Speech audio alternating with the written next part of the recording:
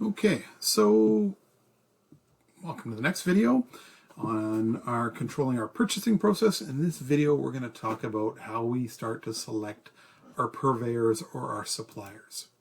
So in choosing our purveyors, we need to obviously consider pricing, right? Should be competitive in general, factoring in delivery charges too.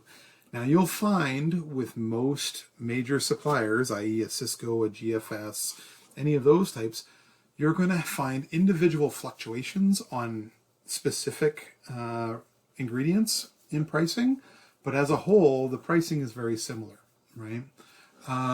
What it's going to come down to is, do they have the actual products that you want, right? They need to be able to supply the products that are in your specification in a safe and wholesome form, right? They need to be able to deliver them to you when you need them, when you want them, right? Are they flexible, reliable, easy to work with, willing to correct errors with helpful salespeople, reasonable credit payment, and credit terms, right? When it comes to pricing, it's usually pretty similar between the major operations, right? When it comes to product, though, what they offer can differ, right? And then the big one for me was always service. Am I getting the service that I'm asking for or expecting from my supplier, right? So things that we go through in other ways of securing pricing from suppliers, right?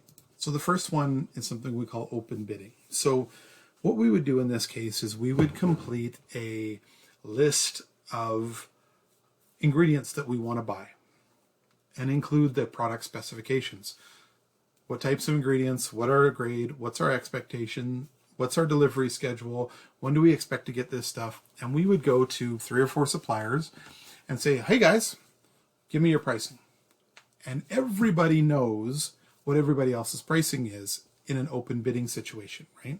Cisco would know what GFS was bidding for your business and vice versa, right? This one can get a little bit sticky because if everybody knows what everybody else is bidding or offering you in pricing, then somebody can undercut you, right?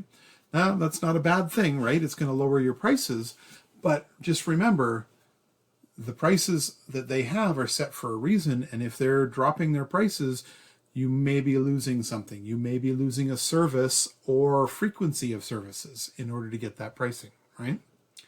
The next option is something called sealed bidding. So I'll do the exact same process I did in the open bidding. The only difference is that all the suppliers have no idea what each other bid on, right? So Cisco has no idea what GFS is telling you for pricing and vice versa, right? This is a little bit more ethical because then you're getting their best possible pricing based on the services that you're asked for, right? There's no undercutting of somebody else, right? The next thing to consider is cost plus purchasing. So what's cost plus purchasing? Well, that's a scenario in which when the companies bid on your business, they may say that we will sell you your ingredients based on our cost plus a small percentage. So a cost plus 5% or a cost plus 3%. Now, this scenario allows the supplier to be protected from price fluctuations, right?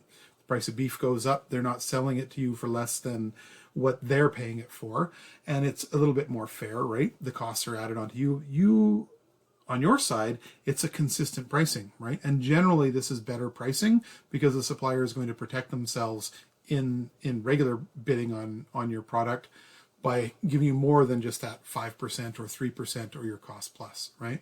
Generally, you end up with a cost plus purchasing in a contract situation with a supplier, and generally when you have some purchasing power to be able to not demand, but entitle yourself for a cost plus purchasing, right?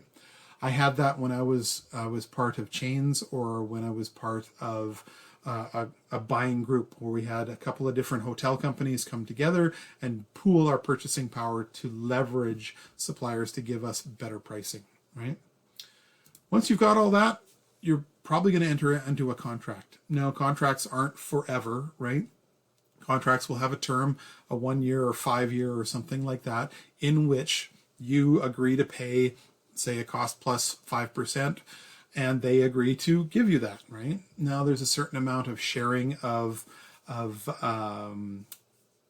sales data or cost of sales from them and you in order so that everybody's fair and on the same page, right?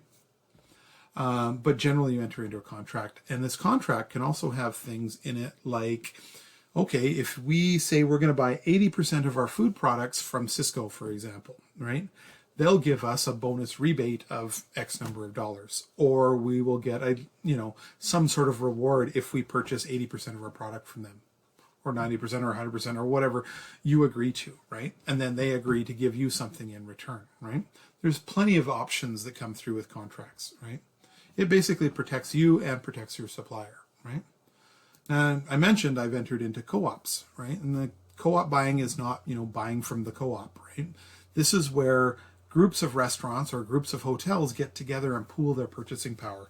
And they all agree that they're going to buy from GFS 80% of their food, and therefore they can demand a much better pricing structure. We'll get a cost plus 3% instead of a cost plus 5%, right? Because now instead of just buying $1 million of food from them a year, everybody together is buying $15 million of food from them, right? So they can afford to drop their cost plus percentage just a little bit because they're going to generate more actual profit dollars based on that higher number of food sales, right? That's co-op buying. The next thing is standing orders. And what standing orders are orders that you don't have to place every time, right? Generally, when we get to standing orders, we're talking about things like a standing milk order or a standing bread order. So every Monday, I'm going to get 12 loaves of whole wheat, 12 loaves of white bread, 12 loaves of rye bread.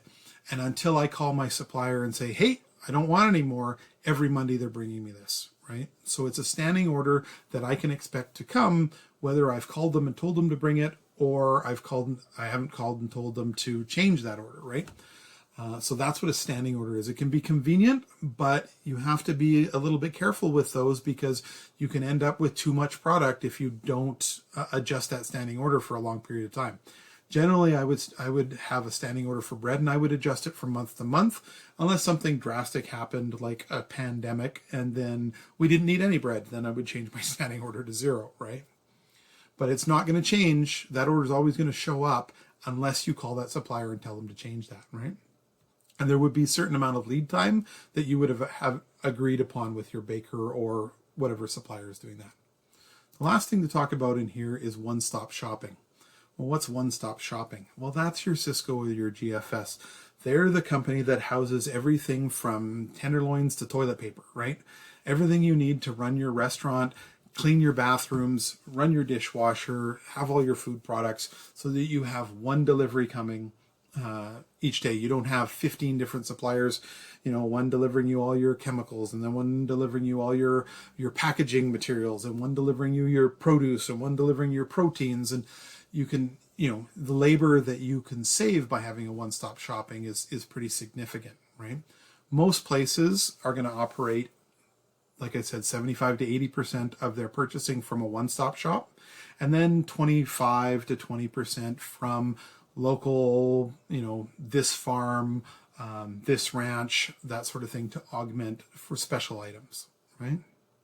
So these are all factors that'll go into how we start to select purveyors or suppliers. Now, obviously, there's a lot of different factors, and once you've narrowed in on some suppliers, how are you going to be? What's your deal going to be with them? Are you going to have a cost plus purchasing? If you're going to have that, you're going to have a contract, right? Are you in that contract with a group of other restaurants or other hotels? Then you're part of a co-op, right? So all these factors go into how we decide on our purveyors and how we get our pricing.